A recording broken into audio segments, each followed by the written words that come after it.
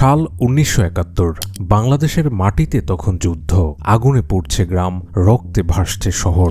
অপরদিকে সীমান্ত পেরিয়ে ভারতের শরণার্থী শিবিরে ঠাঁই নিয়েছে প্রায় ১ কোটি মানুষ। একদিকে দেশের মাটিতে অস্ত্র হাতে শত্রু মুক্ত করার লড়াই, অপরদিকে ক্ষুধা, রোগ আর অনিশ্চিত ভবিষ্যৎ নিয়ে ভিনদেশের শরণার্থী শিবিরে বেঁচে থাকার লড়াই। বিশ্বের বড় বড় শক্তিধর রাষ্ট্র তখন ব্যস্ত নিজেদের কূটনীতিতে। কেউ দেখছিল রাজনীতি, কেউ দেখছিল যুদ্ধের লাভ লোকসানের হিসাব। কিন্তু ঠিক সেই সময় পৃথিবীর অপর আরেক প্রান্তে ফ্রান্সের প্যারিস শহরে ঘটেছিল একটি পৃথিবী কাঁপানো ঘটনা।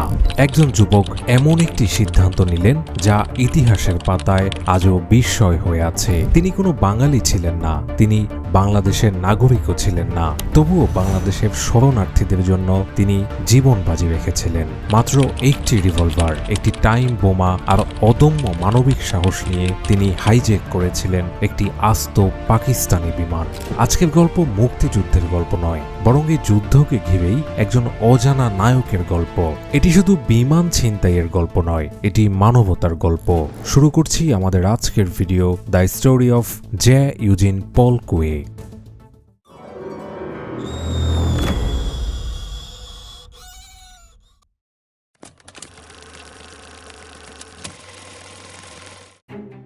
তেসরা ডিসেম্বর ১৯৭১। ফ্রান্সের রাজধানী প্যারিসের অর্লি বিমানবন্দর। সকালটি শুরু হয়েছিল অন্য সব দিনের মতোই। বিমানবন্দরের রানওয়েতে অপেক্ষামান পাকিস্তান ইন্টারন্যাশনাল এয়ারওয়েজের বোয়িং ৭২০ মডেলের ফ্লাইট PIA ৭১২। বিমানটিতে সে সময় মোট যাত্রী ছিলেন ২৮ জন, যাদের মধ্যে ৬ জন বৈমানিক ক্রু এবং ২২ জন যাত্রী। তবে এদিন কিছু বাড়তি ব্যস্ততা ছিল বিমানবন্দরের নিরাপত্তা কর্মীদের, কারণ তৎকালীন ফরাসি প্রেসিডেন্ট পাম্পিডুর সাথে দ্বিপাক্ষীয় বিভিন্ন বিষয়ে আলোচনা করতে সেদিন বিমানবন্দরেই অবস্থান করছিলেন জার্মানির চ্যান্সেলর উইলি ব্র্যান্ডিট। স্বাভাবিকভাবেই এই দুই গুরুত্বপূর্ণ ব্যক্তির প্রোটোকল নিয়ে বিমানবন্দরের নিরাপত্তা কর্মী এবং অন্যান্য কর্মীরা ব্যস্ত হয়ে পড়েন। নিরাপত্তা কর্মীরা যখন ভিআইপি প্রোটোকল সামলাতে ব্যস্ত, ঠিক সেই সুযোগে একজন ২৮ বছরের যুবক খুব ধীরে ধীরে হেঁটে পৌঁছে গেলেন পাকিস্তান এয়ারওয়েজের সেই বিমানটির কাছে। সেই যুবকের নাম জে ইউজিন পল কুয়ে। সকাল ১১টা ৫০। হাতে একটি ৯mm রিভলভার, অন্য হাতে বোমা সাদৃশ্য একটি রহস্যময় বাক্স। খুব ধীরে ধীরে বিমানবন্দরে অবস্থান করা পাকিস্তান ইন্টারন্যাশনাল এয়ারওয়েজের ককপিটে প্রবেশ করলেন সেই যুবক।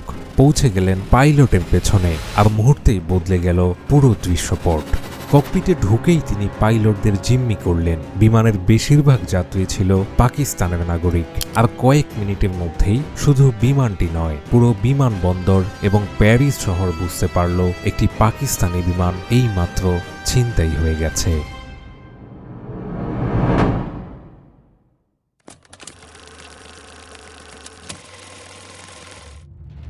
বিমান ছিনতাইয়ের খবর মুহূর্তেই পুরো ফ্রান্সে ছড়িয়ে পড়ে। জিম্মি ঘটনার শুরুর সাথে সাথে ফরাসি পুলিশ সেই বিমান সংলগ্ন টার্মিনাল এলাকা বন্ধ করে দেয়। পাকিস্তানি বিমানে জিম্মি সংকটের ঘটনার কারণে সেদিন তৎকালীন ফরাসি প্রেসিডেন্ট এবং জার্মানির চ্যান্সেলরের সকল আনুষ্ঠানিক কর্মসূচি স্থগিত করা হয়। টান টান উত্তেজনা ছড়িয়ে পড়ে পুরো শহরময়। সবাই ভাবছিল এটি হয়তো কোনো রাজনৈতিক হামলা, হয়তো বড় কোনো সন্ত্রাসী অপারেশন। কিন্তু এরপর যা জানা গেল তা সবাইকে হতবাক করে দেয়।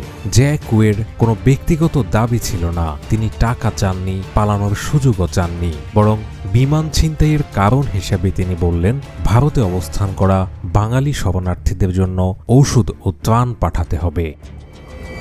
একজন ফরাসি যুবক একটি পাকিস্তানি বিমান ছিনতাই করেছে বাংলাদেশি শরণার্থীদের জন্য সাহায্য আদায় করতে। এই ঘটনা পুরো ইউরোপকে নাড়িয়ে দেয়। জে কুয়ে দাবি করেন ২০ টন ঔষধ এবং ত্রাণ সামগ্রী পাঠাতে হবে ভারতের বাঙালি শরণার্থী শিবিরে। আর যদি তা না করা হয়, তিনি তার হাতে থাকা বোমার সুইচ টিপে পুরো বিমানটি উড়িয়ে দিবেন।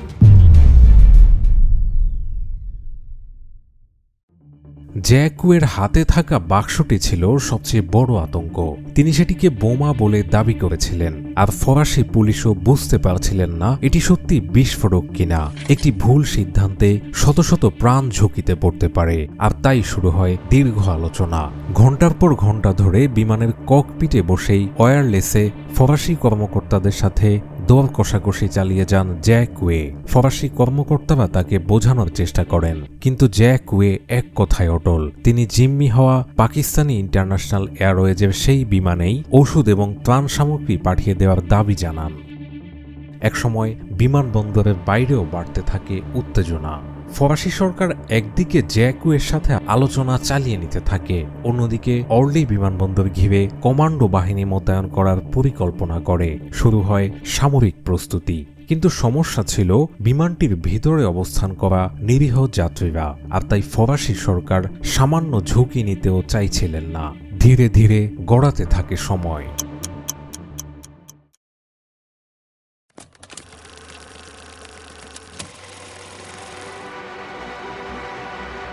বিকেল ৫টা ১৫ ফরাসি রেড ক্রসের সহায়তায় ১ টন ঔষধ নিয়ে অর্লি বিমানবন্দরে পৌঁছায় একটি বিশাল ট্রাক। এরপর জিম্মি গাবি জ্যাকুয়ের দাবি অনুযায়ী সেই বিমানেই পৌঁছে দেওয়া হয় ১ টন ঔষধ। কিন্তু জ্যাকুয়ে ছিলেন তার দাবিতে অনড়।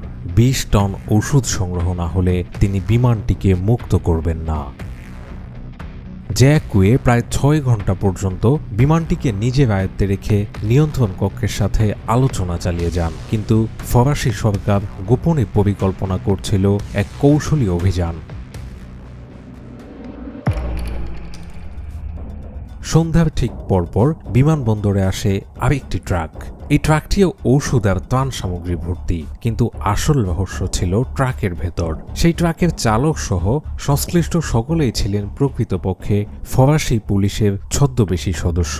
সেই ছদ্মবেশী পুলিশ সদস্যরা কৌশলে বিমানটির ভিতর প্রবেশের চেষ্টা চালায়। তারা জ্যাকুয়েকে বলে কিছু পেনিসিলিন আছে যা বিমানের কার্গোতে রাখা ঝুঁকিপূর্ণ, সেগুলো ককপিটে রাখতে হবে, আর ঔষধগুলো পৌঁছাতে তাদের কাউকেই ককপিটে প্রবেশ করতে হবে। জ্যাকুয়ে এই প্রস্তাবে রাজি হয়, আর ঠিক তখনই ককপিটে ঔষধ রাখার নাম করে প্রবেশ করে ফরাসি পুলিশের ৪ জন সদস্য। তারা মুহূর্তেই ঝাঁপিয়ে পড়ে জ্যাকুয়ের উপর। কয়েক সেকেন্ডের মধ্যেই পুলিশ গ্রেফতার করে জ্যাকুয়েকে। শেষ হয় দীর্ঘ ৬ ঘণ্টার জিম্মি নাটক।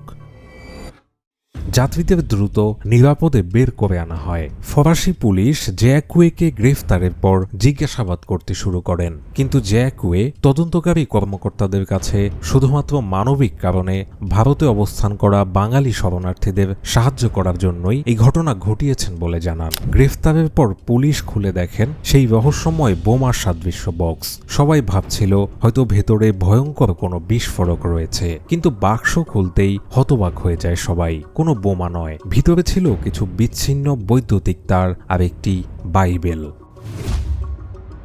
এমনকি যাত্রীদের সাথেও জ্যাকুয়ের আচরণ ছিল অত্যন্ত ভদ্র। অনেক যাত্রী পরে পুলিশকে বলেন তিনি কাউকে অযথা ভয় দেখাননি, তিনি শুধু চেয়েছিলেন বাঙালি শরণার্থীদের জন্য ঔষধ সাহায্য।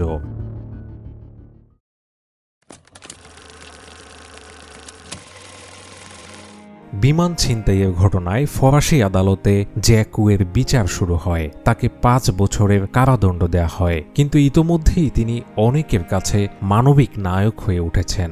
মানবাধিকার কর্মীরাও তার মুক্তির দাবি জানান। জ্যাকুয়ে সফল হয়েছিলেন।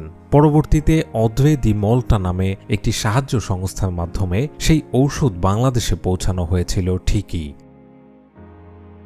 অবশেষে ১৯৭৩ সালে তাকে মুক্তি দেওয়া হয়। কারাগার থেকে বের হওয়ার পরও তিনি মানবিক কাজ চালিয়ে যান, বিশ্বের বিভিন্ন প্রান্তে অসহায় মানুষের পাশে দাঁড়ান। বাংলাদেশের মুক্তিযুদ্ধের ইতিহাসে আমরা অনেক বিদেশি বন্ধুর নাম শুনেছি, কিন্তু জ্যাকুয়ের নাম খুব কম মানুষই জানে। ২০১২ সালের ২৩ ডিসেম্বর জ্যাকুয়ে পৃথিবীর মায়া ছেড়ে যান, কিন্তু তিনি পৃথিবীর বিভিন্ন প্রান্তে রেখে গেছেন অসংখ্য ভক্ত অনুগত্য, আর রেখে গেছেন একটি অসাধারণ বার্তা, মানবতা, যেটি জাতীয়তার চেয়েও বড়, রাজনীতির চেয়েও বড়। জ্যাকুয়ের এই ঘটনা অবলম্বনে বাংলাদেশে একটি চলচ্চিত্র নির্মাণ হয়েছে। চলচ্চিত্রটি ২০২১ সালের ডিসেম্বরে মুক্তি পায়। চলচ্চিত্রটির নাম JK ১৯৭১। বাংলাদেশ এবং পৃথিবীর ইতিহাসে আলোচিত ঘটনা, আলোচিত হত্যাকাণ্ড এবং গোয়েন্দা কাহিনী নিয়ে নিয়মিত ভিডিও পেতে সাবস্ক্রাইব করুন আননোন ফ্যাক্ট বিডি। দেখা হচ্ছে পরবর্তী ভিডিওতে অন্য কোনো বিষয়, অন্য কোনো ঘটনা নিয়ে।